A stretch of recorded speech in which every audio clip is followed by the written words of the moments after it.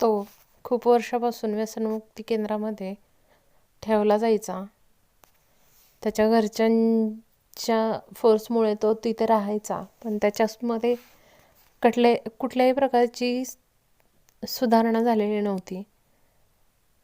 तो तात्पुरता बदल असायचा, परत तो दारू प्यायचा, परत त्याला ॲडमिट केलं जायचं आणि हॉस्पिटलमधून परत व्यसनमुक्ती केंद्रामध्ये ठेवलं जायचं. ह्या गोष्टींचा परिणाम त्याच्या आयुष्यावर कुठल्याही प्रकारचा होत नव्हता. आणि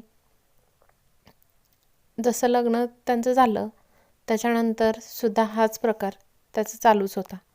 हा त्याचा प्रकार कुठेतरी थांबला पाहिजे मित्र, कारण अशामुळं कित्येक जणांचे संसार उद्ध्वस्त होत तर आहेत, पण अशामुळं त्या प्रत्येक व्यक्तीच्या आरोग्यावरती परिणाम होतो, जी त्या दारुड्या व्यक्तीच्या आजूबाजूला असते.